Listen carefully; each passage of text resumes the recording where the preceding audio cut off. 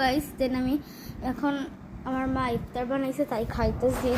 আর একটু পর আমার মা আমার হাতে এসে একটা জিনিস দিচ্ছে, এই দেখেন এটা ফড়িং, যে অনেকটাই সুন্দর। দাঁড়ান আমি উল্টা ক্যামেরায় দেখা, এই যে দেখেন পুরো তাজা।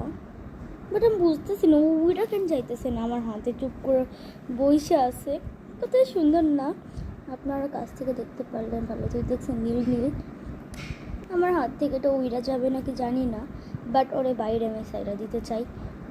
মনে তো হয় ও অসুস্থ, একটু একটু মধু খাওয়াইলে দেখি খাই না কি। এই দেখেন কতটা কিউট, কিন্তু একদম কিছু করতেছে না, যেন ওকে একটু আদর করে দিই। একটু নড়াচড়া করতেছে, ও কি আমাকে পছন্দ করছে নাকি ও আমার সাইডে চাইতেছে না, নাকি ও অসুস্থ? টুকটা কত সুন্দর দেখবেন, এই দেখেন আমার মতো কে কে প্রাণী পছন্দ করেন আর কি প্রাণী বেশি পছন্দ করেন? আমি জানেন কি, আমি বেশি পছন্দ করি বিড়াল। আমার বিড়াল পালার অনেক ইচ্ছা, বাট আমার মা তো জানেনি বিড়ালটা ফালাই দিছে এত পশম ওঠার কারণে। এর জন্য আমি এখন তোরও কষ্ট ভুলতে পারি নাই। আর অনেক আগে আমি একবার মুরগি পালতাম, কিন্তু মুরগিটাও কুকুরে খেয়া ফেলাইছে।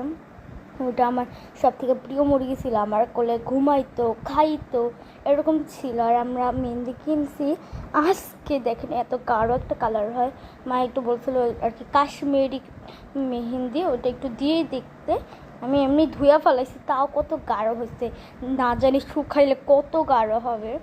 আর কালকে তো চান রাত, পরশু দিন ঈদ, কে কে এই জিনিসটা এক্সাইটেড, মানে অনেক অনেক খুশি।